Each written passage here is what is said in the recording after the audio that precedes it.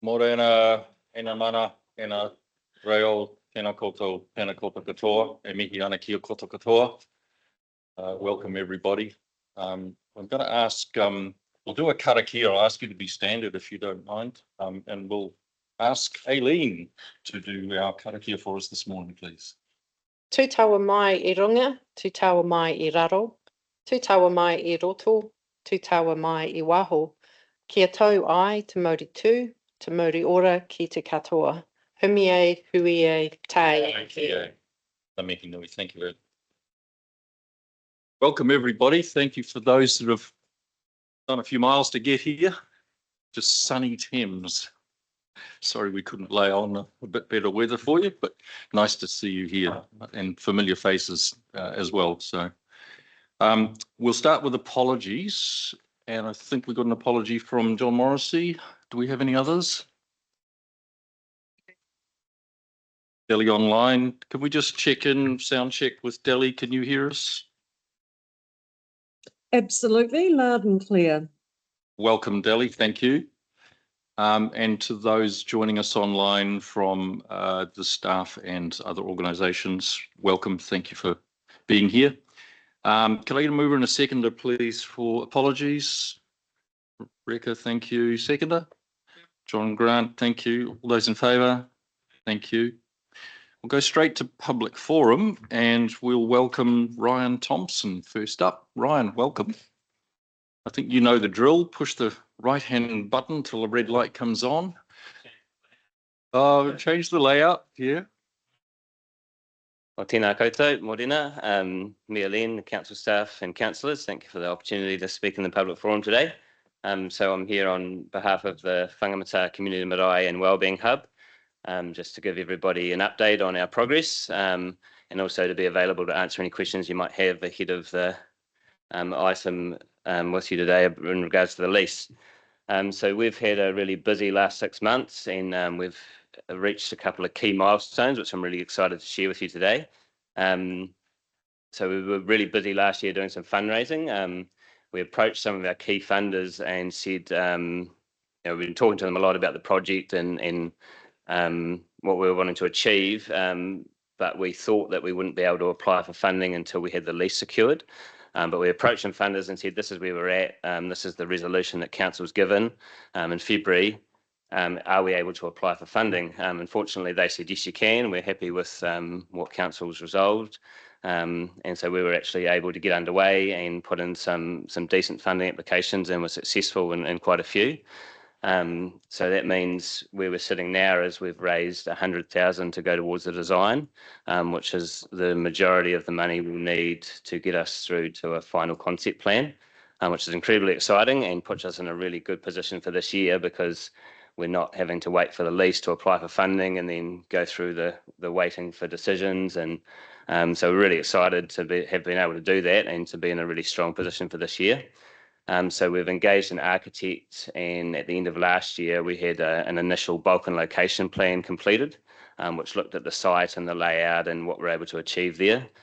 So this year, we're going to be busy refining that, consulting with mana whenua, the stakeholders and community groups, and just developing that plan through to a final concept plan. So like I said, really busy 6 months last year, but awesome to actually be able to fundraise all that money and get that design process underway. It's been very, very, very exciting for us. The other thing we've sort of been doing in the background has just been working with the council staff on the lease, and that's been really, really positive. So a big thank you on behalf of us to the council staff that we've engaged with. The communication's been really good and been really great to work with. And that's really important for us going forward to have that really strong relationship with council and really good communication, because we know that it's going to be a long project and there'll be challenges along the way, but we just want to keep that communication open and have a really good working relationship with council. So that's been really positive. And we're really happy with the lease that's been proposed and the terms that are suggested, and we think it gives a really good balance for allowing us enough time to do our fundraising and do the work we need to do, but also giving council some security that you need to do your due diligence and look after that piece of land properly. So looking forward to the decision today. and looking forward to hopefully being able to start some work on that site and tidy it up and engage with the whenua that we're going to be using. So thank you for your consideration today, and I'm just available to answer any questions that you might have. Kia ora. Thank you, Ryan. Much appreciated. Councillors, any questions of Ryan at this stage? No? Okay, thank you. Are you staying with us for a little while? Yeah, we'll stay. Okay, Yeah. fabulous. Welcome. Kia ora. Thank you. Graham, did you have something that you wanted to present to us in public forum, or a few words?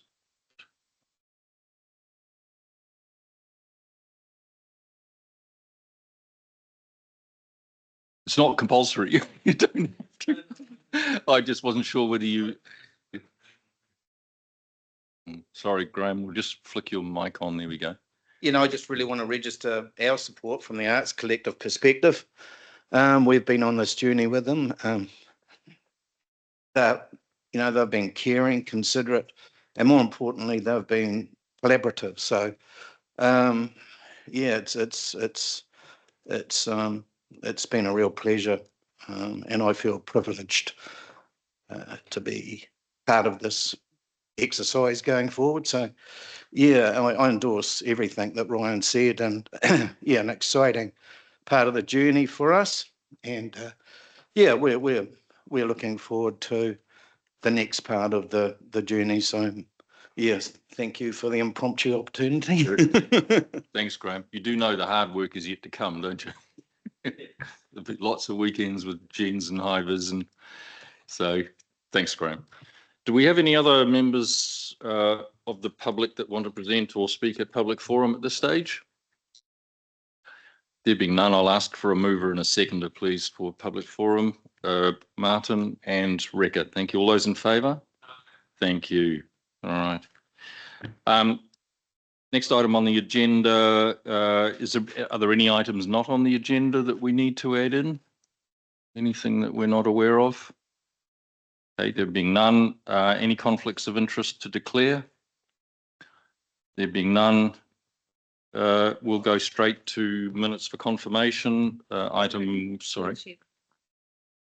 Just an interest, we are going to be having the Rail Trail annual report, and I'm one of the trustees on that trust. So I'm just declaring a. Thank you. Thank you for making us aware of that. I'm not aware of any need for you as our nominated representative to step away from that discussion.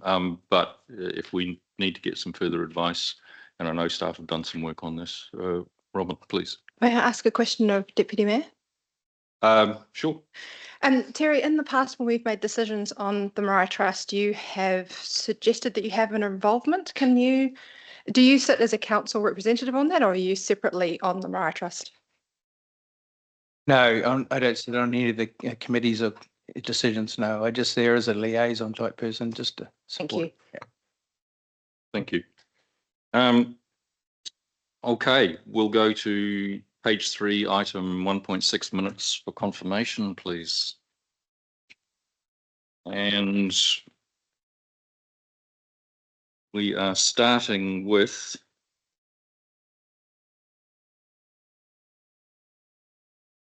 in my reading of this, it looks like we can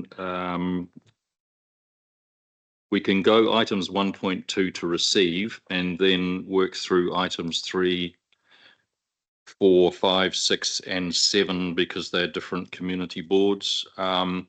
So let's do that. Can I get a mover and a seconder, please, for items 1.2, which is receiving the minutes? I'm happy to do 1, 2, and 3, if that helps. Thank you, Rekka. Yep. All those in, a seconder. Terry, all those in favour? Those against? Thank you, that's carried. Item 4, might I suggest a Whangamata Community Board representative, Terry or Gary, happy to move item 4.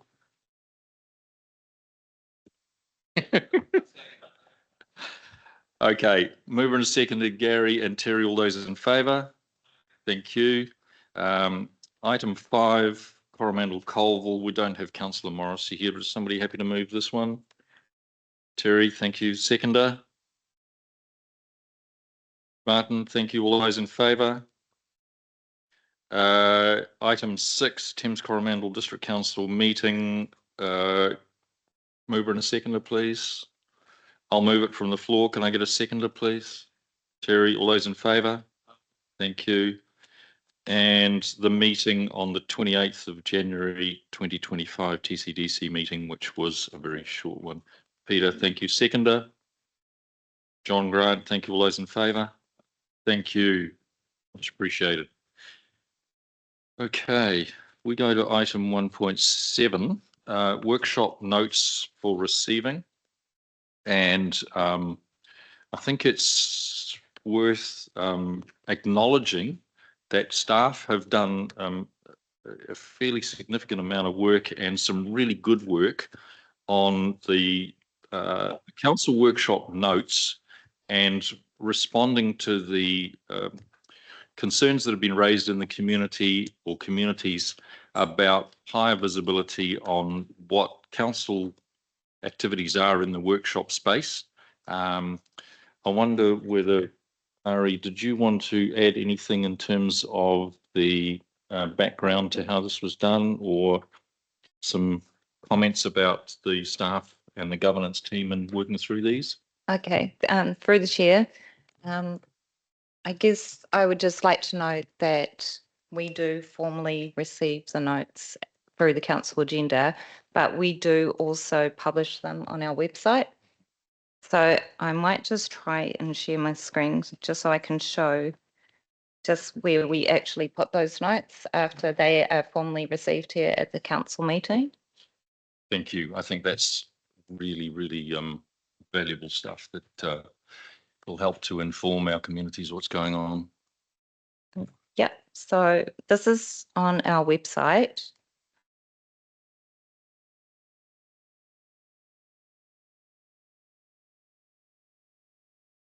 So that's under our council meetings, agenda, reports and minutes. Yeah, so if you go to the most recent, you will come to the council workshops. And here you can view all the notes.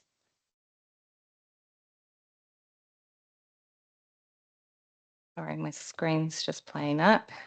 And the topics that were discussed at that particular workshop. So it's just to give visibility to our public. Thank you, Ari. That is very much appreciated. Rekha, you have a question? Yeah, just a quick question. Firstly, just wanted to say thank you. I think it's really great. And thanks for the effort to make these happen. So the notes go live prior to us signing them off? They just happen, they go up after the workshops? So the chair, they go up after we formally receive them here at the council meeting. Yeah. Okay. Thank you. Thank you.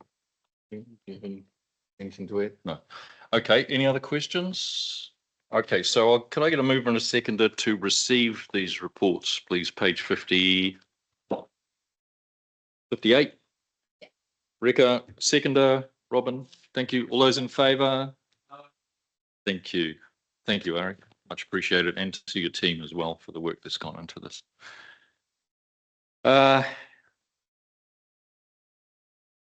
Workshop notes for receiving. We've done external committee meeting, external committee minutes for receiving, and we've got the Regional Transport Committee and the Waikato Civil Defence Emergency Management Group Joint Committee. I'll take these as read, and I'll move the regional transport. Sorry, I'll move the whole thing, items 1 and 2, including Regional Transport Committee and Waikato Civil Defence Emergency Management. But I just will ask Councillor Grant if there's anything that you wanted to comment on as far as the emergency management as our. Nothing from me. Thank you, Councillor Grant. So I'll move it from the chair. Could I get a seconder, please? Councillor Grant, all those in favour? Thank you.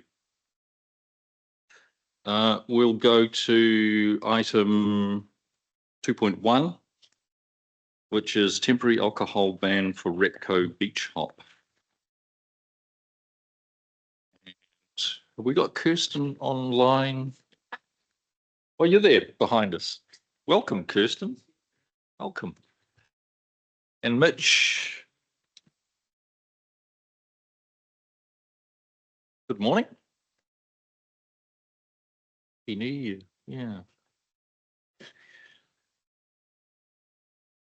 So we've got some recommendations. Is there anything that you would like to add or summarise just before we open it up for questions from councillors? And I'll take the report as read. Okay. This year, this is a standard report that's been coming to council for a number of years. However, this year we worked with Kath Quinn on getting the report updated. So we've had to include some recommendations for, and data from the police to show that without this liquor ban that there would be issues or could be potential issues in Whangamata without the liquor ban. So those figures and things are on the as attachments to the report. Can I just ask that engagement with police, it was helpful and constructive on both sides? Absolutely, yes. I did hear similar feedback from Regional Commander Mike Henwood that he was very happy with the way that went in the engagement with council. So I'll pass on those congratulations from Eastern Area Commander Mike Henwood. Oh, great, thanks. Good job. So councillors, questions? Councillor Grant, please. Yep. Is there any change to the areas of the ban, the timing of the ban compared to previous bans that have been put in place? No, the only change, this report used to include for Repco Beach Hop and Taste of Matarangi, but we have removed Taste of Matarangi from this report as there has not been any recorded incidences to warrant having a liquor ban. So that has been removed from the report, but the area, the whole alcohol ban area remains the same. Thank you, Kirsten. I've got Martin and then Terry, please. Hi, on the map on page 87 of our agenda, it seems to exclude the marina. Yeah, is there a particular, do we not have jurisdiction over people drinking on a marina? I'm just curious. I think Aileen might have an answer to that. Actually, a really good question. Mhm. I think our jurisdiction does extend out to the entrance of the harbour. So it's a good question. Okay, I don't expect. yeah, so we did work with police last year to get this report done, and that area was maybe omitted. I'm not sure, but I can follow that up with them and get So some Brian, feedback. can I just refer that to Oh, Brian? yeah.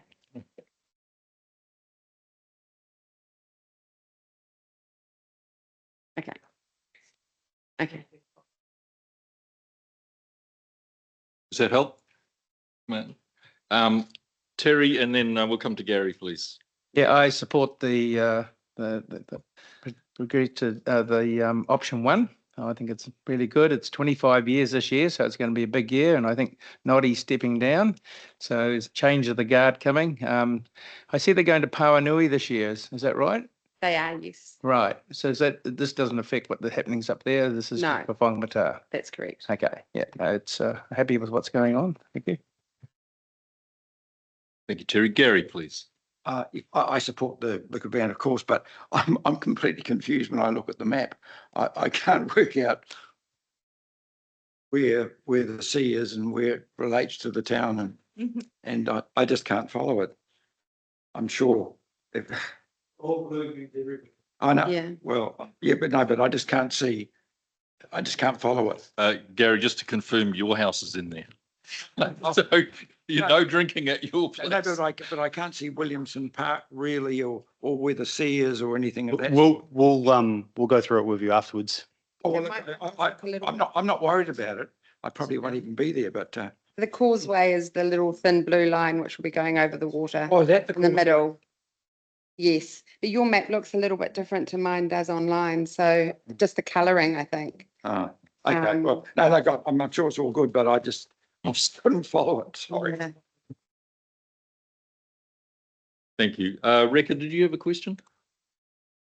No, I was just happy to second when Terry moved it, but then I think maybe Gary seconded. Okay.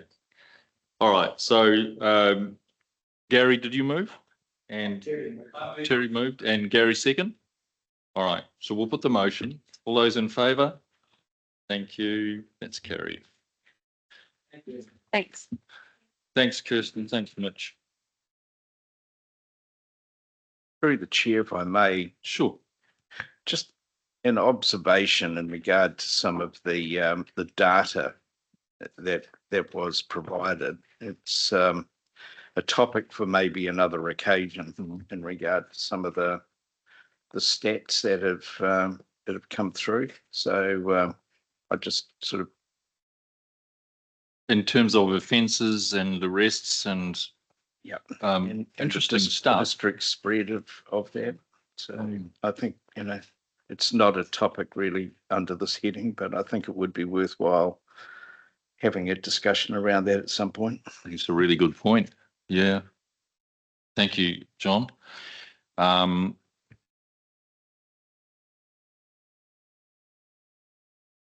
Thank you.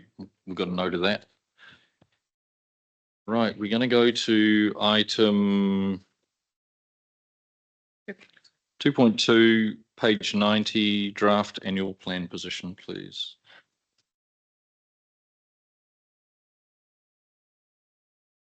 Sorry.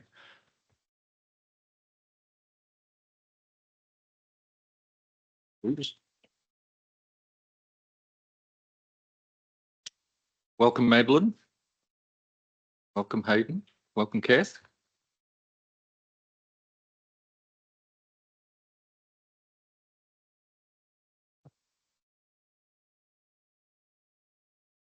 Through the chair, Morena Koutou. So this report outlines the work undertaken so far for the 25-26 annual plan process. It details the workshop considerations to date and seeks decisions on the proposed changes to the draft annual plan budget as outlined in the options and assessments section. The report recommends the use of all four levers as identified in option 2 and advises that the issue of reducing peak period curbside rubbish collection along the eastern seaboard will require public consultation. And there are some finance matters being tabled today, so I'll hand over to Hayden to speak to that.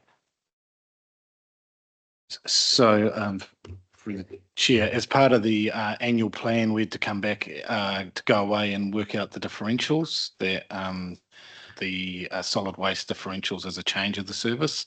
So there's been a slight change to the differentials in line with the reduction in that peak period collection. So basically the eastern seaboard have had the differential is reduced to pass on that that saving. I'll just hand out the, put it on. Would we be able to put it on screen?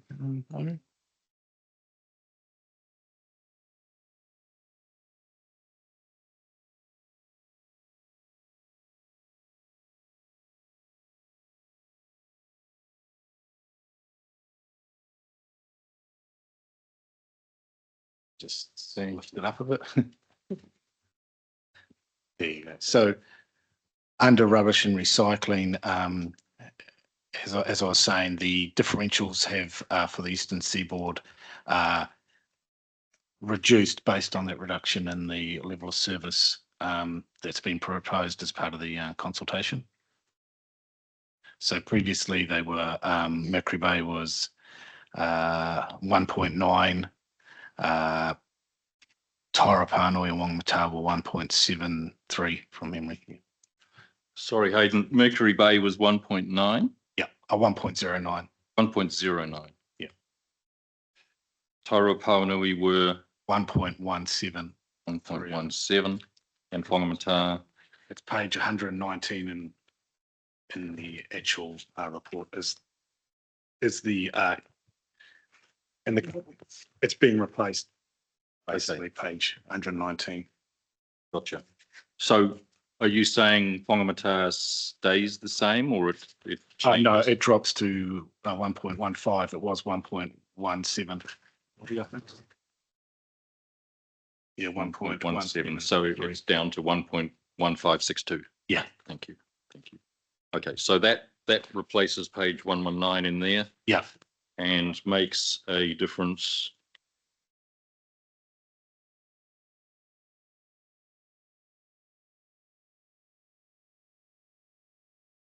and that was the only change.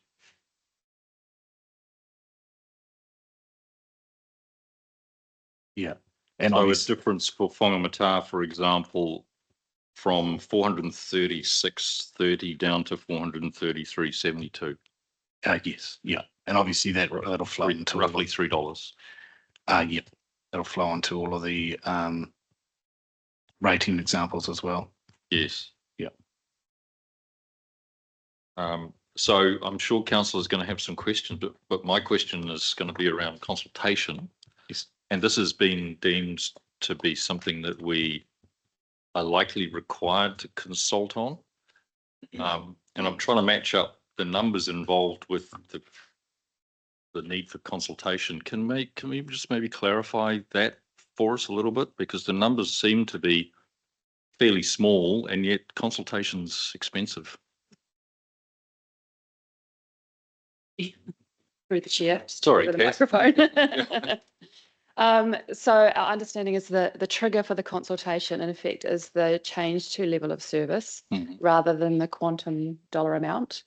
So regardless of what the differential amount changes to, that probably wouldn't affect our recommendation in terms of whether that proposal is material.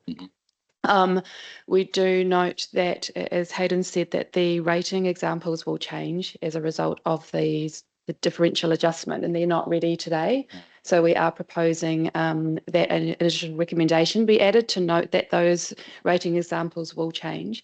You'll see all that when we come back to you in the next meeting in March, what the financial implications of those that changes to the peak pickup would look like, and you'd have opportunity to review that before making a decision on whether to accept that material and put that material out there, if that alleviates any concerns in terms of what's being put forward today. Thank you. Thank you. So we know the cumulative effect across the district is significant, but it's driven by level of service rather than, okay. We have questions from Delhi, then John Grant, and then Peter, please. Delhi. Hi team, just want to clarify that when this does go out to consultation, that the benefit, there will be a benefit to rate paying units on the Eastern Seaboard. Will there also be a benefit to the entire district? Can someone clarify that for me, please? yeah, there'll be a benefit to the Eastern Seaboard. There'll also be a small benefit to Coromandel and Thames because of the way solid waste is a district activity, and just in the differentials, it's more than just collections. There's transfer stations and other things that have gone into the overall differential calculation. So there's a small benefit to Thames and Coromandel, but largely it goes against the way the differentials have been worked out. Largely it goes against the Eastern Seaboard. So the consultation would be district-wide or only Eastern Seaboard? Through the chair, it would be district-wide, so available for anyone in the district to participate in that process. We would target the Eastern Seaboard in particular. Again, depending on what the rating example implications look like, we might have to adjust our strategy to ensure that anyone who's affected by that proposal, would have an opportunity to engage in that. Thanks, Kath. Okay. John, thanks, Bill. Thanks very much. And I apologise for going over this because it's just trying to get my understanding of things clarified. So it's not probably directly related, but it is for me. So the ratios that you have that's set at 1 provides a standard level of service, or it's sort of like a base unit at 1. And then everything that's on top of that is where there is an additional cost that needs to be factored into the rating calculation. Yeah, that's correct. Okay, so I'm just trying to understand if Thames is the base, then Coromandel has no additional costs or services because it's also set at 1 as well. And then you look at somewhere like Mercury Bay as the next one on the line at 1.086, indicates that there is additional services despite the fact that there are no longer any additional collections to what there is in Thames. So I'm just really trying to get my head around why there is still differentials. There is additional collections to Thames on the eastern seaboard. I'll get Mo to sort of, if I can ask Mo to kind of give the collections. I was Anna here. There are more collections on the eastern seaboard than there are in Thames. So, including Mercury Bay? Yeah, including Mercury Bay. Yeah. There are still more collections. So despite these changes, you're saying that there is additional services provided in the form of additional collections in Mercury Bay compared to Coromandel? Compared to Thames, yes, to Coromandel, I'd have to refer to Mo, but yeah, definitely compared to Thames. It's more than just on the collection side, it's on the transfer stations as well, and the overall, I think historically when they did the overall cost of the contract, that's how they came out with the original sort of differentials. So at the moment, it's on more than just the collections alone. Yeah. Yeah, so I would have assumed things like the transportation of the items back, but then that's where I start running into trouble with Coromandel because obviously they have to run them all the way down the Thames coast to come back. So I think Mo's. Why is that set at 1 compared to? Yeah, Morena Mayor and councillors, if I may please clarify. With the peak period services, the first thing that we need to note is that waste management doesn't carry an additional pool of resources to service the peak. Peak period, they will go and commission additional services through subcontractors because it's a higher demand. Then if we take the eastern seaboard and the Thames, the two sides of the peninsula, Thames gets a normal service during peak period. There are no additional services. Whereas during peak periods on the eastern seaboard, there are extra collections. In addition to the weekly, there's also mid-weekly collections.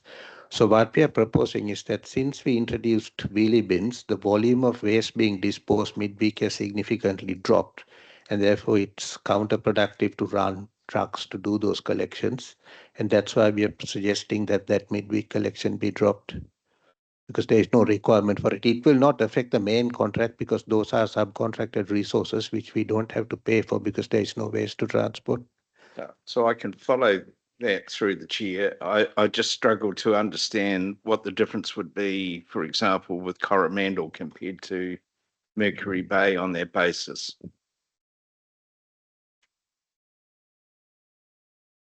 Part of Coromandel is included in that because there is an eastern seaboard boundary, and part of Coromandel is included within that boundary. So whoever gets the midweek collection will not be getting that extra collection.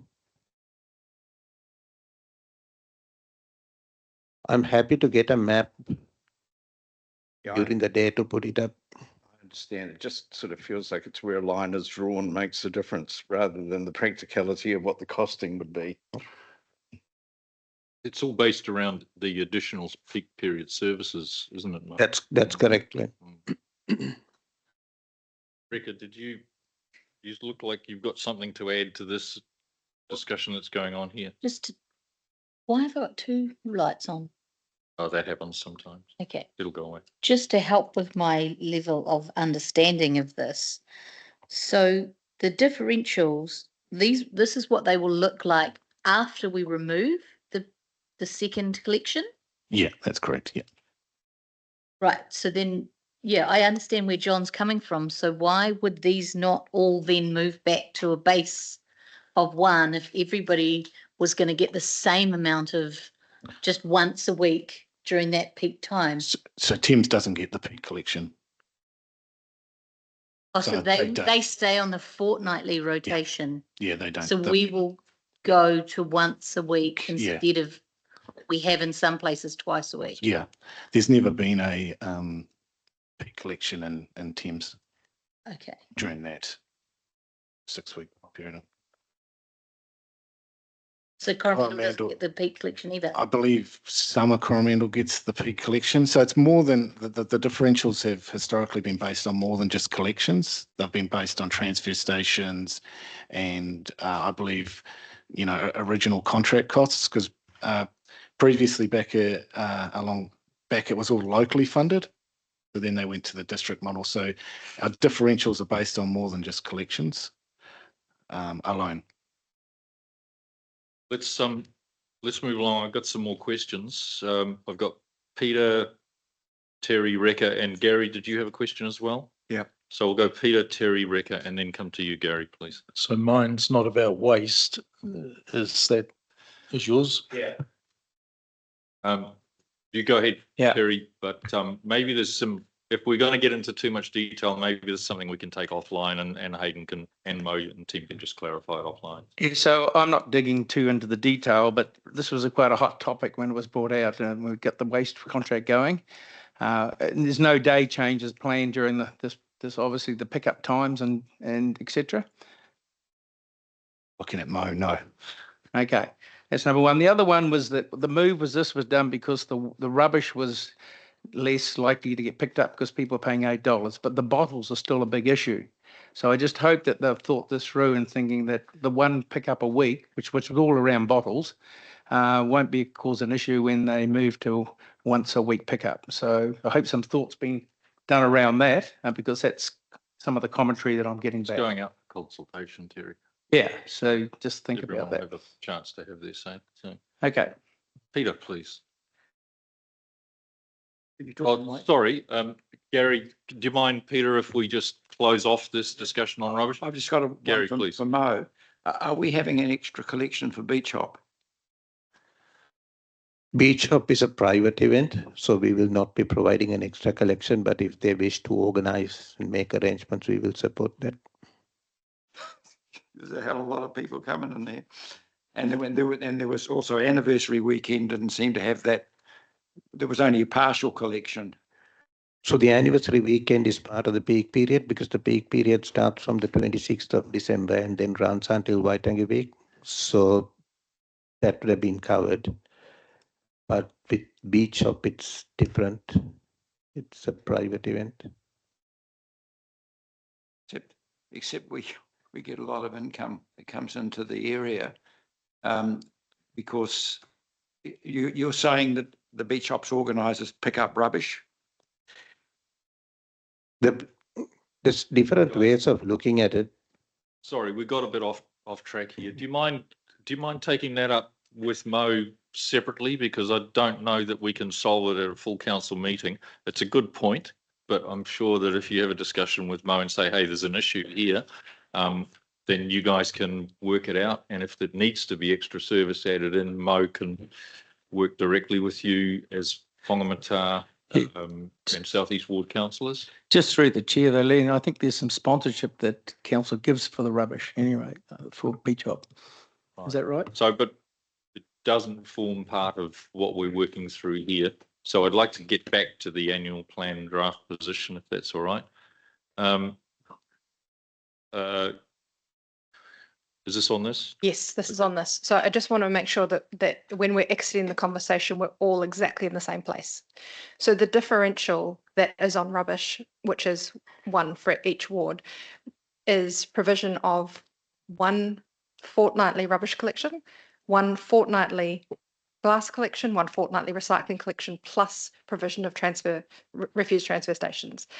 So the differential of one applies to Coromandel Ward and Thames Ward because those are the services that we received. The differential increases for the East Coast because ratepayers on that receive multiple services. And at the moment, it's 2 rubbish collections during the peak period. And the proposal for consultation is that we go out and ask people if 1 rubbish collection will be sufficient, which is where the differential changes happen. So do we understand that? We do understand, but I understand Coromandel does have a picture, some pickup that is summer raised. Let's double check with. Thanks. Mo. If I can please help to clarify this conversation. What we are proposing is a reduction of twice weekly rubbish and glass collection on the eastern seaboard, covering the towns of Whangamata, Panui, Tairua and Mercury Bay, to weekly for the 7 weeks of the peak period. What that means is that the contractor doesn't need additional resourcing and we can save ourselves some money because there isn't the waste volumes. Thanks, Mo. All right, let's move along. Peter, you've got a question on another topic.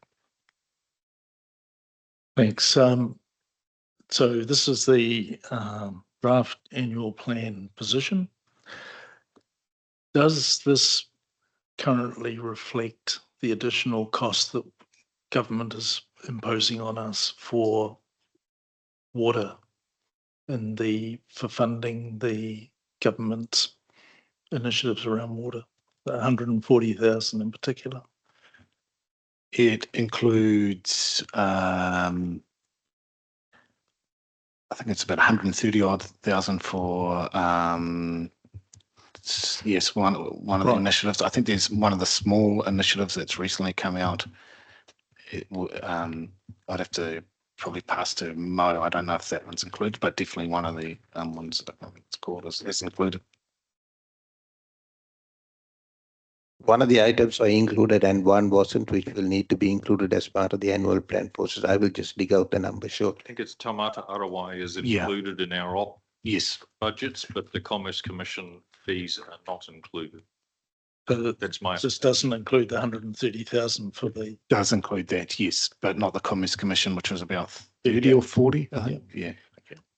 If I may please answer that. So the 41,650 for the Commerce Commission annual levy has not been budgeted, but the 132,369 for Taumata Arawai is already budgeted. Yeah.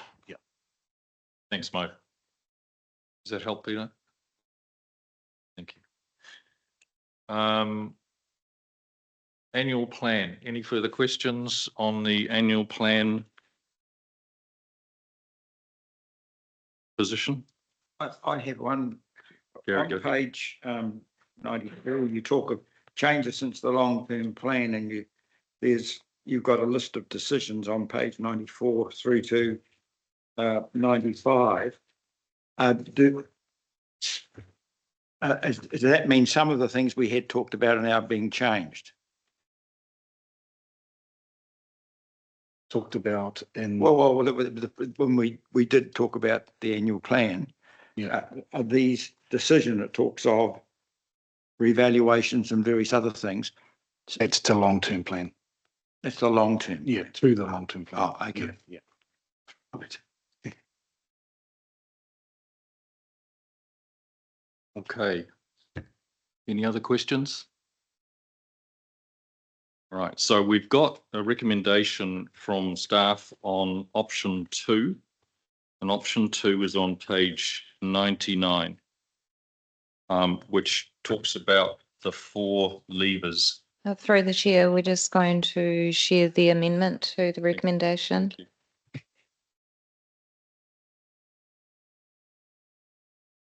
you. Through the chair, may I suggest the text that's currently struck out on the screen should still be, sorry, that should be retained. It just becomes number 4 instead of number 3. Apologies, I wasn't clear on that. Thank you. Terry, go ahead. Sorry, computer's playing up on.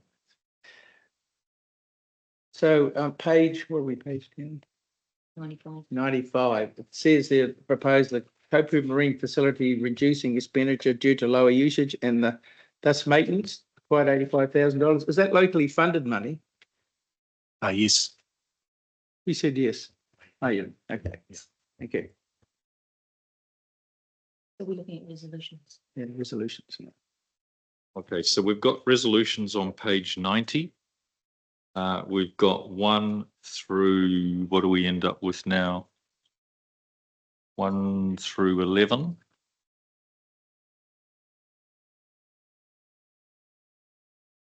believe we've added an additional one and kept the struck out. So if we had 12 in our agenda paper, we've added one, we should have 13. Okay. Can you scroll to the bottom of that? Thank you.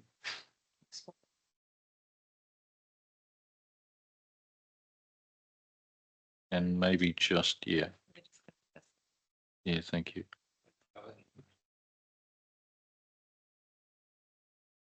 So we've got 13 now. 25% of that's got to roll over next year. All right. Thank you. So I'm going to propose that we take these as a block, which means that we're working off the resolutions on the screen, not in our books. So items 1 through 13 as seen on the screen. Could I get a mover, please? Robin, and a seconder, please. Councillor Grant, John, thank you. We'll put the motion. All those in favour? Those against? Abstained? The motion is carried. Thank you, team. Appreciate that.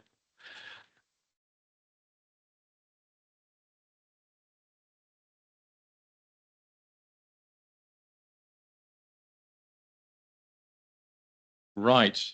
Item 2.3, local government water services bill approval of submission to Finance and Expenditure Select Committee. And this is going to be on page 196.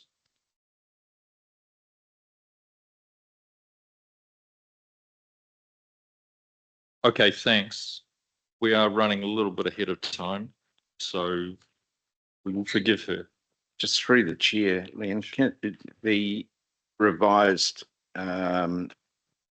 list that was provided, are we able to get a printout of that?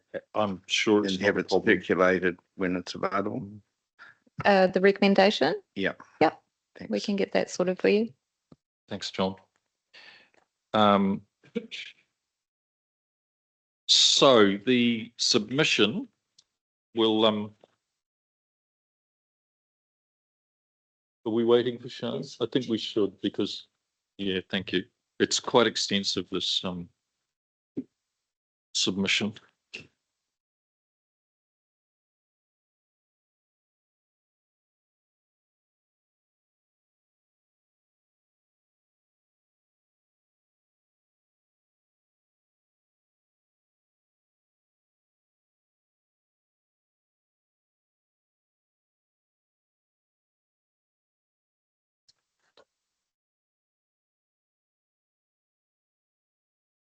Oh, okay. Yeah, good point. So just while waiting for Sean, the folks that are here in public forum and we're waiting for the item to come up, which is a community board item and minutes for confirmation. We've done that in the item that we did under 1.6 minutes for confirmation. So the item that you were waiting for, the confirmation by council of the lease recommendation from community board, that's done and approved. So unless you're very welcome to stay with us, you're welcome. We love having an audience because often we're talking to an empty gallery. But if that's what you were waiting for, then it's done and approved by council, and it's up to you whether you stay or go. And thank you so much. And thank you for pointing that out. Richard, welcome. You're not part of this group, so welcome to our public gallery, and you're very welcome to stay as well for the rest of the session. All right, thanks, team. Drive safe. All right, kia ora. Here's Sean.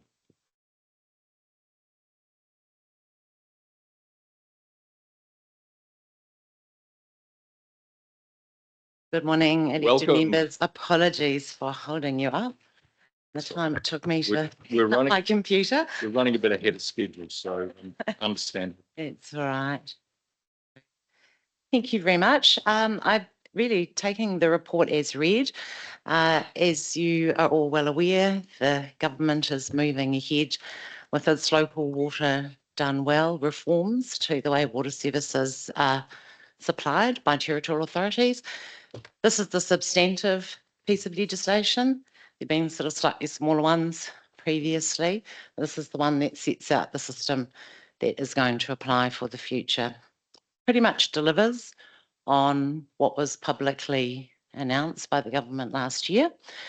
A few aspects of the system that staff consider are a bit over the top, to put in really colloquial terms, and that's really the focus of the submission, indicating overall support for the direction of the reforms and what it's going to enable territorial authorities to do in terms of choices around the delivery of their water services, but really looking at the system design as a whole and suggesting that there are some parts that could be made more efficient and therefore more cost effective, because it's one of the key outcomes that is expected from this reform, is that the way that services are delivered will be less costly than they have been up until this point.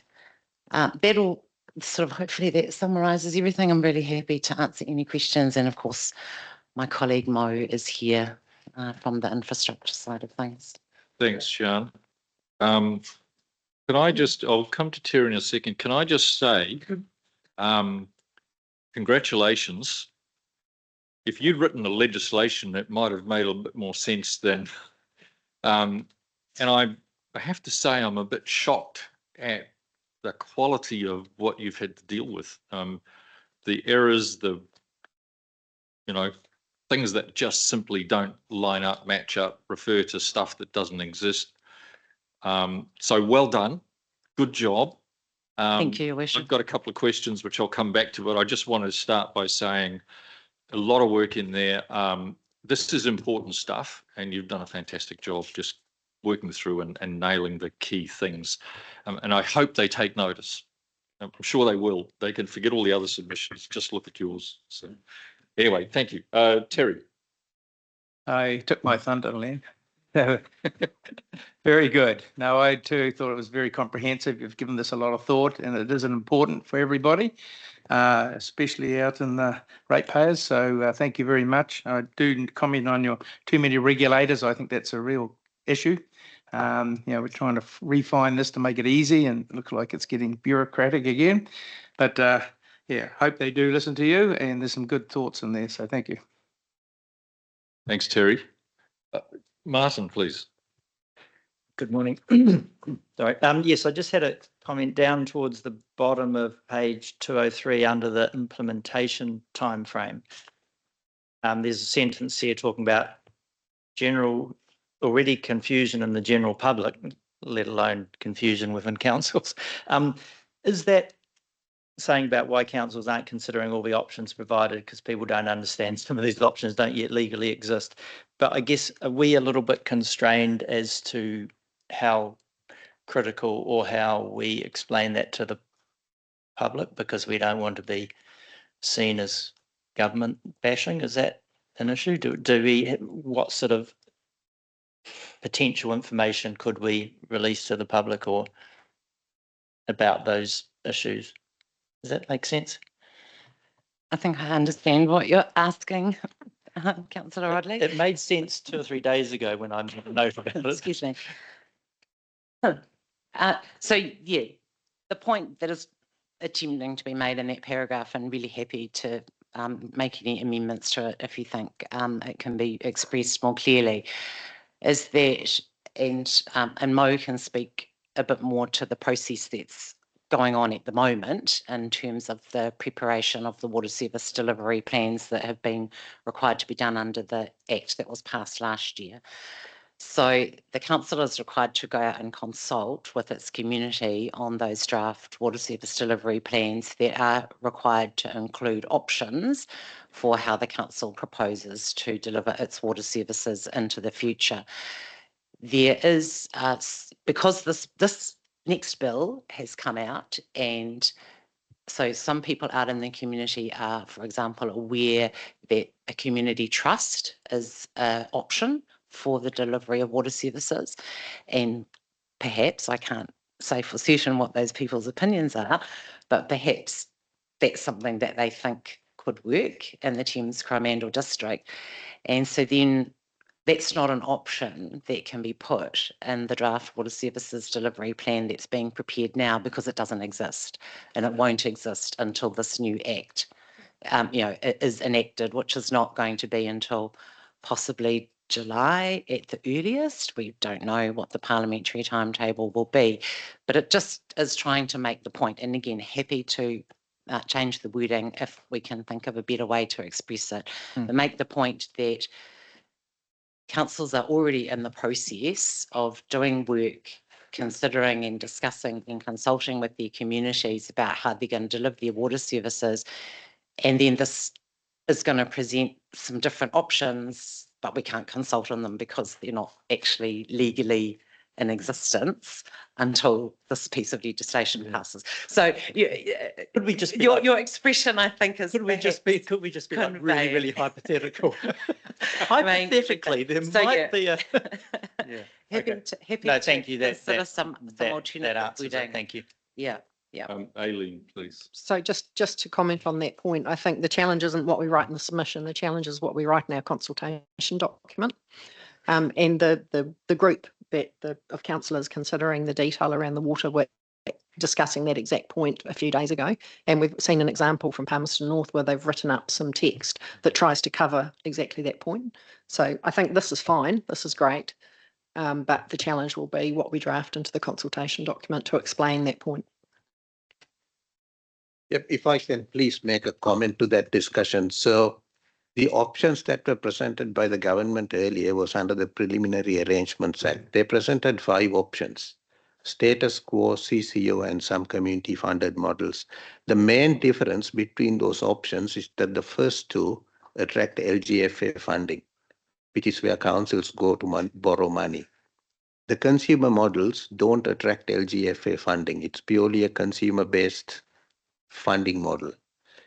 Aside that, this water services bill legislation is proposed to be enacted in July, and the water services delivery plans are required to be submitted in September. So in 3 months, we have to become experts on the act and make sure the plan complies, which is why we are recommending that the submission date be extended so that we make a meaningful submission. The government may or may not take it into account, but at least we've placed it out there. Thank you. Thanks, Mo. That's a really good point. We've got Peter and then John Grant, please. Fantastic. I mean, your ability to, or the team's ability to pick up on all those minor bits of inconsistencies is either to be lauded or to, anyway. I guess my question is how a document like this ends up being received. Because as you said, Sean, in your narrative, the key thing, and it seemed to be the key thing for me too, was the stuff that we have at the end there about too many regulators, et cetera, all that complexity. And I just don't understand how a document like this, it feels all very left brain to me, that the people at the other end will be all left brain, and they'll put as much emphasis on, the bits that are perhaps not as big in our mind as the bits that are. And I'm just wondering how do we get a bit of right brain into it that oh gosh, these people feel really strongly about that. I think part of that is their opportunity to speak to it, and secondly is when the document hits these people who are going to be reading it, that in fact they actually understand we feel really strongly about this thing. Because I don't understand what ends up happening at the other end, but it just concerns me that it'll be, that things we feel are really important get lost or don't get the attention that we would want them to have. Thanks, Peter. John Grant, please. Do you want me to respond? Yeah, please do. Yeah. I'm sorry, I'm just kind of waiting for the nod. No, go ahead, please. So perhaps to ask the simpler of your two questions first, yes, of course, the council can ask to be heard and to speak in support of the submission. I haven't included any specific recommendation or resolution around that. That is something for elected members, because it would be an elected member who should be doing that presentation. So that would require the commitment from your worship or other elected members to appear at the Select Committee hearing and demonstrate that exact thing that you've talked about. In terms of perhaps the inner workings of the Select Committee process, I've been there, I know what kind of goes on, but it is very much a confidential process, so we don't really get to find out exactly how the submissions are dealt with until the Select Committee releases its report after it's considered the bill. But there certainly have been many instances across different parliaments where the submissions that are made by the public, and particularly instances like this where entities such as local government who are directly affected by the way that the bill is written, make specific points. The city committees do make changes to bills as a result of those submissions. So I think you can have a reasonable degree of confidence that these points that we are making, and it's in fact not just this council, also, as I've indicated in the report, our representative groups, LGNZ and Taituara, are making some quite similar points in their submissions as well. So again, they carry a reasonable amount of weight. So they will definitely be considered.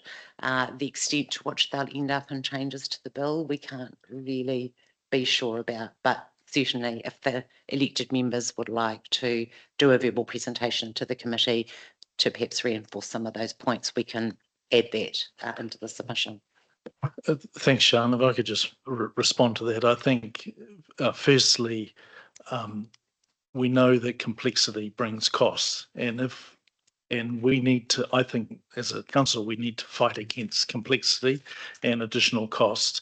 And that's where I would have a concern. And then secondly, I think if we do have the opportunity to submit in person, I think we should grab it and make the points that we really want to make sure they're heard well. Thanks, Peter. John, just before you do, I think Peter makes a really good point. And when reading through this, it almost feels like the team writing the bill were under pressure. They chucked it out there, knowing that the people in local government who know this stuff better than they do would come back and make all the right suggestions to get the thing right. And I would support Peter's proposal that we ask our chief executive to authorise a verbal submission. I'm not sure how we go about that, because it's never come in front of this council before.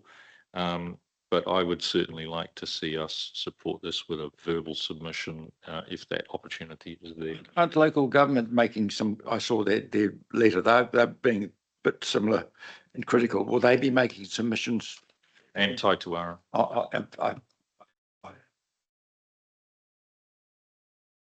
I'm sorry, John, interrupted you multiple times.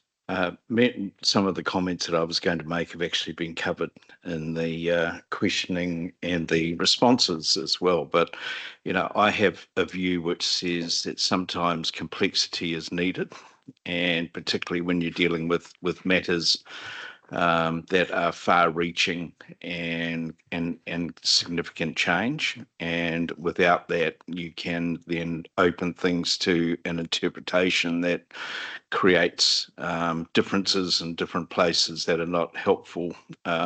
So I have a view that some degree of complexity is not a bad thing.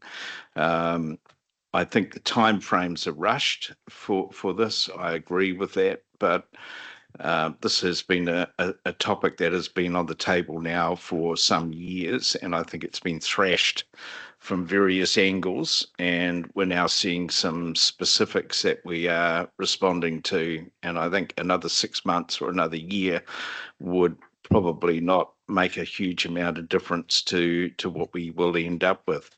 In regard to the 5 different options, I think if any of the 3 non-funded options had any potential benefit, then they could well be argued to be brought back into the debate. And it's that, you know, we have really been able to focus on 2 options because of the practicality of what they are. Are there any others? I'm not aware of any that we could really go down.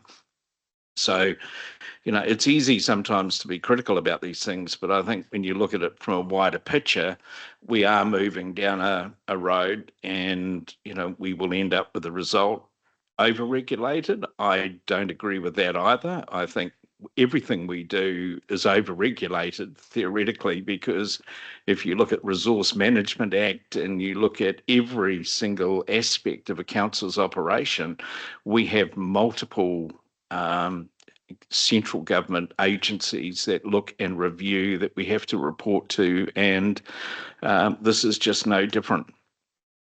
All with their own particular focus on what we're doing, let alone, you know, our own internal and external reporting that we will have to do as well. So I just throw a different view in, say I'm pretty comfortable with the process. I'm comfortable with the response. I think it's a healthy way that we are helping build the end result of this. I would support, if it is to be done, a verbal submission. I think the timeframes will make that somewhat difficult to be digested.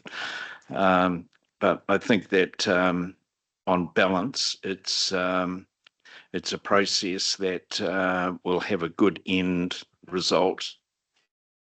Thanks, John.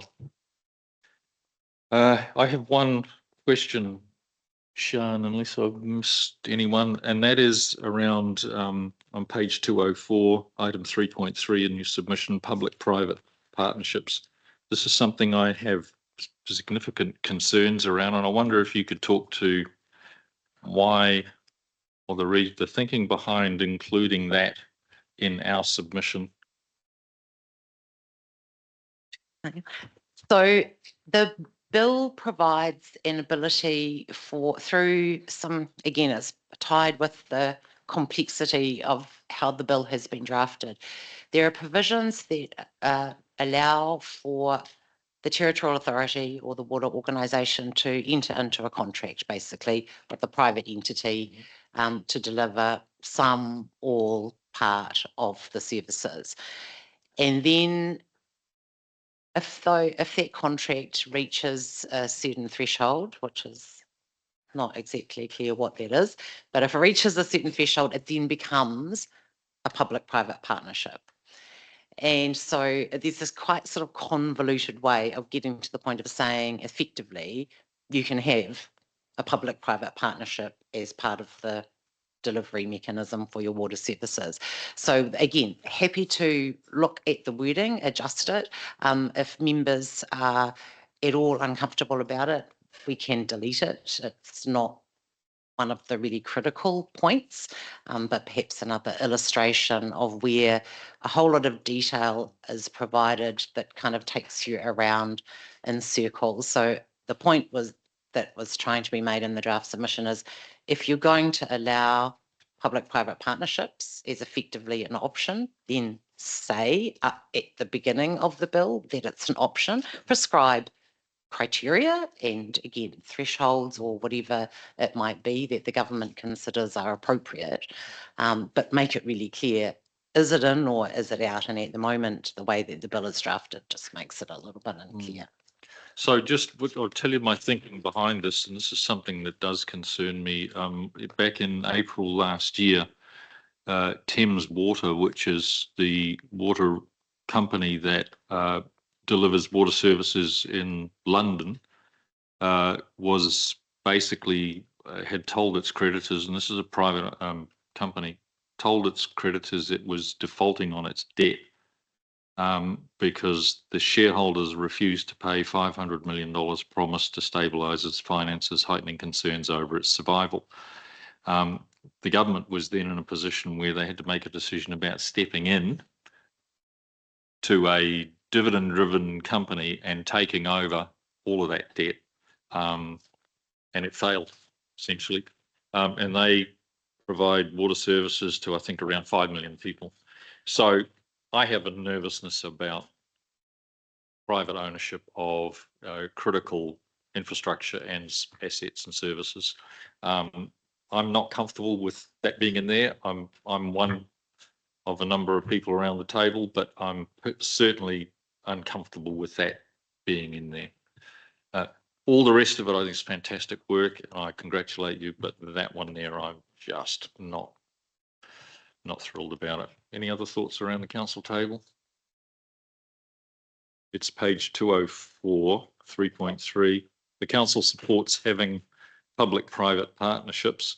And I'm open to, if there's another level, and you've already talked about the contracts, which is a contract is one thing, taking that through into joint or shared ownership by private companies, that's the bit that makes me nervous, because we move away from delivery of a service for community good to delivery of service for shareholder and profitability and dividend-based motives. So that's the bit that I'm concerned about. Peter, go ahead, please. So Len, my understanding is the government made it very clear that water services will never be allowed to go into private ownership. And secondly, that what we're talking about here is a public-private partnership, not private ownership of water services. Which would make me a lot more comfortable. But you are right with your initial proposal that came out. It was very clear. So I'm not going to die in a ditch over it, but I'm just expressing my thoughts on that. Let's make one suggestion, Your Worship, of what we could do instead is instead of indicating that we support public-private partnerships, rather make this more of a noting thing. Again, going to my explanation earlier, that really part of the reason that this emerged out of the review of the bill is that it was one of these ones that was a bit confusing as to what the intent actually was, as whether that was the intent to allow public-private partnerships, or they were just giving it that label when something got to a certain point. So perhaps we could rephrase 3.3 and the recommendation that goes along with it, just simply to note that it's not clear, whether or not this is actually intended to be an option. And then going back to a discussion we had earlier, it will be up to the select committee to consider that and decide whether or not they want to change the bill to make it any clearer. That would make me much more comfortable, and would other elected members be happy with that? Any other thoughts, team, around the table? Delhi, go ahead. Yeah, thanks for that clarification, Sian. I was a little bit concerned about it, but my question is for Mo, and I'm just wondering if that leaves the door open under whatever model we go forward with, where we have some of our villages like Hauraki Beach that have assets and plant that is privately owned, but they may want to enter into a relationship with council. So, Mo, is that a valid thought? It was just sort of percolating as Len was talking about some of those compromise situations that we're already exploring. Yeah, Morena Delhi, I'm happy to answer that question. If we take the example of Hauraki, that's a little bit more complex. With Hauraki, what we are now doing is providing them a bulk water supply, but they look after their own reticulation and their treatment plants, because we have not rated or collected any depreciation money to replace that infrastructure.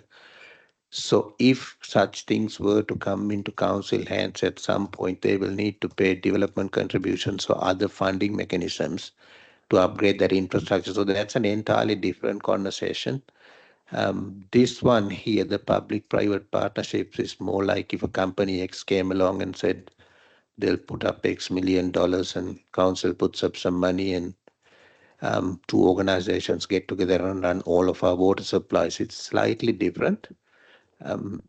But I would pick up on what Sian mentioned earlier. Rather than say supports, I think it's better for council to note that that's an option. And then at the appropriate time, if that was to be explored, the legislation allows for it. Thanks, Mo. Thanks for that. Thanks for that clarification, Mo. Yes, I was wondering whether it opened the door for smaller partnerships. So that has clarified that for me. Thank you. Dali, I wonder if you look at options 4 and 5 that that Sian said don't exist in law yet, but both of those are the options based around community trusts and neither qualify for LGFA funding. So there might need to be some further discussion around that, but that seems to be the impediment with those ones where community trusts are jointly managing, owning, operating with councils. So a little bit of complication in that one, but it's a good question. Thank you. All right, team. Any further? Oh, Peter, go ahead. Right. So can I just do a clarification then? This is normally your domain, Robin. So you're proposing the 3.3 would say something like the council notes that having public-private partnerships is an option for the delivery of water services. These should be separately, blah, blah, blah. So just changing that.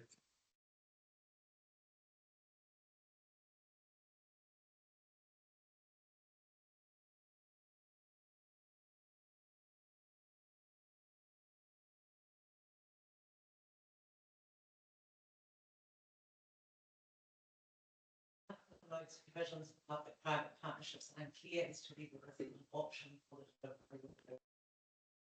If it is to be an option, it should be specific. Microphone. Okay. I apologise. Sorry, Dali. Apologise, Councillor Connell.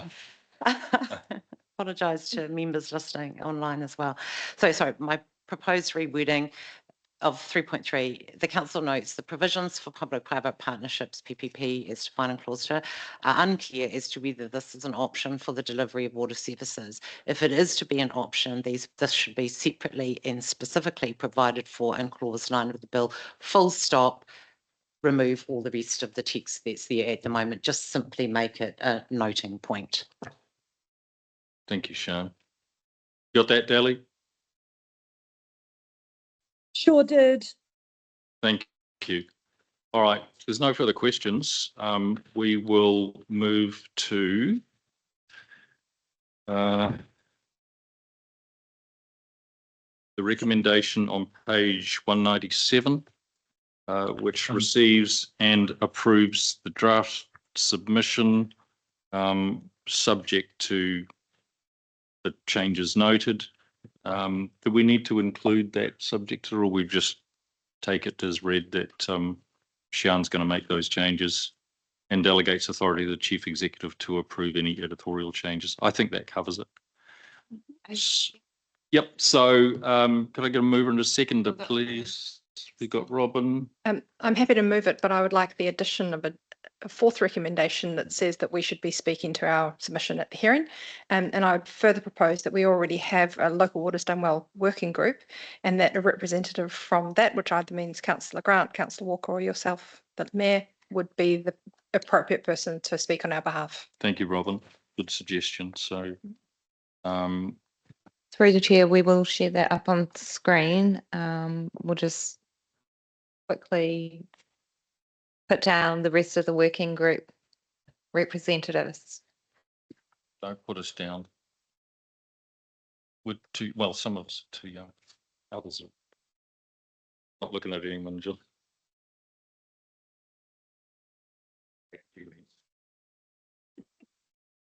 He's looking everywhere. Harry's older than me.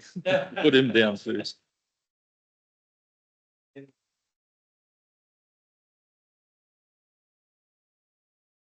Leave it, Not Councillor Walker. Walker. Not the red. Apologies.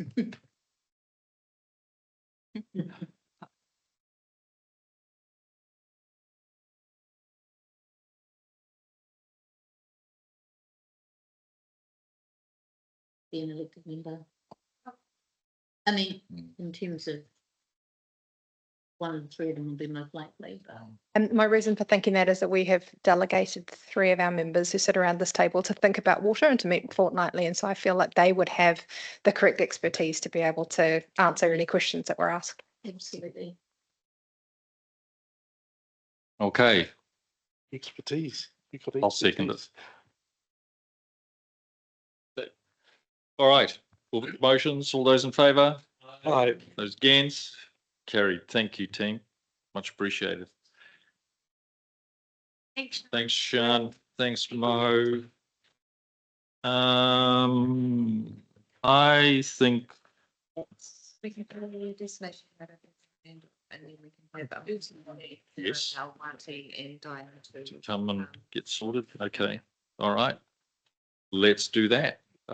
Who's helping us with this, Mitch? Yes. Yes. Awesome. So can you just note that we will be doing 3.2 first? Yep. So team and those online, we're going to jump straight to item 3.2, destination Hauraki Coromandel, and then have morning tea and then come back to item 3.1, which is Hauraki Rail Trail annual report after morning tea. And I think we've got Kamatua Wati and Diane Drummond joining us for that as well. To answer questions. All right, so page 243, destination Hauraki Coromandel. Is Kirsten, are you joining us for this or is Mitch and Jeff? Kirsten's available to answer questions on events. All right. Fabulous. All right, Mitch, over to you. Jess, over to you. Sorry, whoever's driving the bus, whoever knows everything about it. Kia ora, good morning. So we'll present the report as read, but this report is essentially staff bringing to you the half-yearly report from Destination Hauraki Coromandel for the period of July to December 2024, so the last half of last year. And this is a formality really that under the current service level agreement we have with Destination Hauraki Coromandel, they must provide half yearly and annual reports. Because it's a half yearly report, we're here to present that as an information only report, and for their annual report we'll invite Destination Hauraki Coromandel along to speak to, or I suppose answer any relevant questions at that point. But we'll just note that they have met or exceeded their performance targets, and that also there are changes to this for the upcoming year, as you'll know, on the back of the review. And staff would just like to say a thank you to Destination Hauraki Coromandel for their professionalism, time and support while we've been making some changes around their arrangements. So happy to take any questions, and as we said, Kirsten's also here, who holds a strong operational relationship with Destination Hauraki Coromandel around events and things. So if you have any questions, then welcome them. Thank you, Jess. We have a question from Peter. Please go ahead. I'd probably, maybe it's a question for Martin, but it's just the fact that these accounts are audited every year. Sorry, Peter, you said Sorry? a question for Martin? Well, this is Destination Hauraki Coromandel. Martin's our delegate on the Hauraki Rail Trail. So we've you did right. We've jumped it. We've jumped ahead.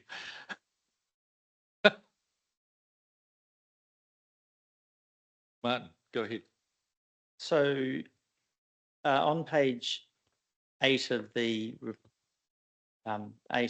report, but 252 of our agenda, item 9. So it's got budgeted and actual income, and then I sort of scrolled to the next page thinking the expenses would be there, but they weren't. Was there any? Did they not have any expenses? Just curious.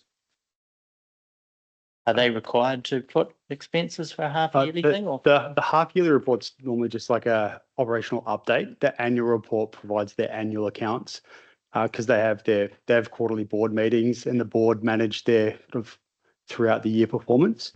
We can ask the question. This is the same format that the report has come to council in the previous years. Did I raise it then? I can't tell you, Martin. I'm sorry. I've got questions from John Grant and Repco, please. So I'm just seconding Martin's request. I can't understand how we can have a half yearly report without understanding their financial position, and their financial position would include, how they're trading throughout that period. Can't look at that without expenses. So it would be extremely helpful to get this. As an observation of moving on from that, I found some of the data in here interesting, but it just shows how fast moving everything is at the moment. It's the interest now is in that January period because that's the do or die time frame, and a lot of the events that are talked about in here actually happen over that time frame. So I'll be looking forward with great interest to further updates around this, and I just sort of wonder whether the 6 monthly nature of the formal reports is perhaps a little bit too long, and whether we just get a more regular semi-formal update, on a monthly or quarterly basis. I think there's something for the joint panel to discuss, and that can be a discussion between the board chair and the panel. I think, we can explore that further. Yeah, it's just, with the level of contribution that the council makes, it's obviously got quite a vested interest, and particularly in the outcomes of the money that is generated. So I was trying to probably stimulate some views of the other people around here that would be very helpful to me as a representative on that, as to the level of observation that they would like to see in regard to the activities of Destination Hauraki Coromandel. Thank you, John. Repco, please. Thank you. So yes, my questions, firstly, I would third Martin's comments around wanting to see some expenses in this half-yearly report. And my other question is, and I don't know if we've touched on it before, but I look at the income source and what our council contributes versus the other partnering council, and I wonder if we're actually going to have a real conversation about our partnering council perhaps picking up more of the tab. I can comment on that because it was investigated through the review, and we tasked Martin Jenkins with assessing the split of the funding, and actually they found that the funding split was about right for the amount of tourism revenue that each district gets. It is about 80-20, give or take. So they couldn't find a justification for changing that. It doesn't prevent the councils from still having that conversation. Thank you. Thanks, Repco. Delhi, please. Hi. Yeah. So the questions about expenses and the reporting format, I think what has happened as a part of the review and the formation of a panel that were the recruiting panel for the 5 new trustees whom we're very, very excited about, was that the panel would actually continue in a minor form, passing on feedback and asking for perhaps some of the concerns that I'm hearing around the table to be incorporated into a new reporting structure or a revised reporting structure or an informal regular update. Is that fair to say, Mitch? Yes, I think that's fair to say. I will note that prior to the review, the standard practice was that staff from both councils were invited to the board meetings of the trust, and it was at those meetings that staff got a look at their reports. And so in previous years, the financial statements would just come to council on an annual basis, but that's a discussion for both settler councils to have through the joint panel with the new trustees. Could I So also there just- could be a possibility that one or more settler council panel members might attend a meeting in a very passive role, a bit like Martin goes to the Hauraki Trail Trust, not trying to take over, let the people do their job, but perhaps come along and have a listen. Just a thought. Yep, I think that's absolutely, there's an opportunity for that. Just the one point of clarity is that Martin is actually a trustee on the Hauraki Rail Trail Trust. And so the joint panel between councils is more of an informal grouping. It's Yeah, true. Wrong topic, Mitch. I'll just add to that around the improvements around monitoring and performance and the reporting. So we are moving to implement that on the basis of some of your comments as well. We can include those improvements around that reporting framework, and we are having discussions with the new board and DHC with the support of Martin Jenkins around a new framework for monitoring reporting. And let's hope that our initial chats on Thursday with the incoming board will, continue that process, and with the joint advisory panel. Yeah, so there's some work underway which we'll expect to bring back to you in a future council meeting in March, which the deadline is this week. So we'll be working pretty quickly to make some changes, and you'll see that coming out. So there'll be a place to comment there around that improved monitoring and reporting framework, including updates to the reporting template for the reports, and how we can better help connect the reporting to our expectations and outcomes for Destination Hauraki Coromandel. Thanks, Jess. I think we need some clarity around the terms of reference of the recruiting panel, because if the recruiting panel is going to continue in a slightly different form, then does that need to come back to council and do the terms of reference allow for that, or do we need to take another look at those and look at council delegations in a slightly different format? Because the initial job, the task of the recruiting panel is done. It's finished. So where does that leave us? Yep. So at a previous council meeting, council agreed to delegate the terms of reference for this group to the chief executive, and we've drafted terms of reference for the group, and that can come back to council. We just have to run it past Hauraki District Council as well. So it was agreed at that time to not be a council decision, but if council wants to see it, we can bring it back. Just some clarity around that. I think that'd be helpful. Thank you. Awesome. All right. Any John? Just in a broader topic around, what we've seen over the last few months. I guess it sort of falls into this. I just would be interested in some comments, particularly at the event level, with the number of participants that we saw at some of the events around the place. And also the feedback in regard to, do we actually do any research on visitors, or is that the job of Destination Hauraki Coromandel? I'm very conscious that we saw probably one of the largest traffic holdups that we've ever seen through our roading system, which must get to the heart of satisfaction of being able to visit the place if you're stuck in a car for most of the day to try and get where you're going.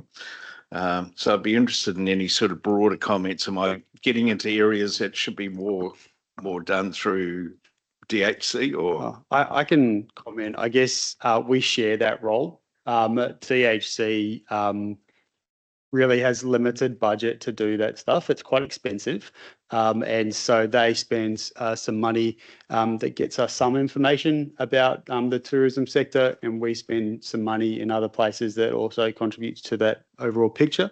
As far as I think tourism picture goes for New Zealand, I just read this morning that tourism nationally has only recovered to 85% of pre-pandemic levels. That's as far as international visitor arrivals. And the Chinese market is at just 60% of what it was previously. So I think any improvement in our tourism sector needs to be sort of kept within that national context as well. But I think there was a very busy year. We've heard some really positive anecdotes from campground owners and operators throughout the district. And Kirsten, did you want to just make some comment on the events?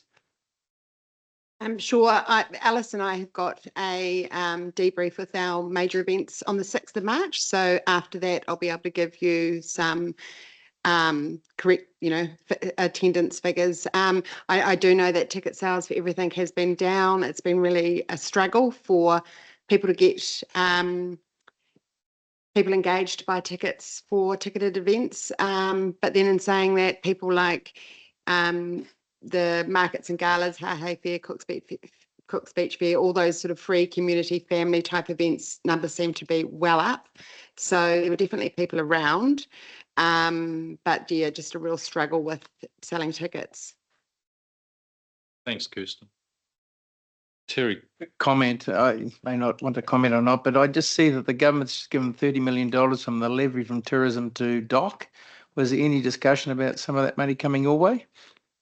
It hasn't. And the process by which that happens is unclear. So there was a review of the IVL, and we made a submission on how we thought that could be run. So we're waiting to hear about the changes to how that funding is operated. I think the current levy is $35, and we actually It's gone to 100. Has it gone up already? It's gone to 100. Oh, okay. My apologies. It's gone up. Yep. So that pot of money has replaced the tourism infrastructure fund, which we actually used to benefit quite well from. And so we're advocating pretty strongly for still being able to get access to funding for tourism infrastructure. Martin, you had a question? Yeah, so just to follow up on Terry's, yes, I think they announced yesterday 19 million in improving biodiversity, national parks and key visitor destination from the international visitor levy, and 13 million for tourism infrastructure, upgrading huts and resolving the Milford Sound concession backlog. Martin, if that's a link that you could share, I'd be interested to have a look at that. That'd be great. Thank you. Can I just add a little bit more to that? Sure. Yeah, Go ahead, just Terry. to carry on. There was talk within the government about charging some of the iconic walks and things like that as part of the way of revenue. Is there any discussion about some of the our walks or things that we've got in the area that be part of that? I think it's just a question for Doc. So I know that the minister has raised that matter, but I can't speak on any investigations that Doc are doing. Cathedral Cove was definitely included in that list of destinations that they were looking to charge for. Yep. And our concern with that is none of the money was tagged in that submission document or that proposal document to come back to councils that have to provide the services and the infrastructure. So obviously a bit of a concern. So all right, team. Shall we think? Oh, John Grant. So just you've just prompted me on something that I would like to actually sort of record as well for because it is mentioned in this report, the reopening of Cathedral Cove over the period, and acknowledge hear the efforts and support of so many people who actually contributed towards that, and the special recognition of the team of volunteers at Hauraki who went out of their way as ambassadors to provide a service to support the visitors. I think it was just absolutely fantastic and should be acknowledged by this council. Yeah, good point. And they did a great job up there with the ambassador team at Hauraki. So thank you, John. Well done. Well said, John. Absolutely. Okay. If there's nothing more, thank you, Mitch. Thank you, Jess. Thank you, Kirsten. It's a receive information only. So items 1 and 2. Could I get a mover and a seconder, please? John Grant, Peter Revel, all those in favour? Thank you, team. And we'll stop there for morning tea. We'll come back at 11 o'clock, please. So those online. Actually. Okay. All right. Thank you.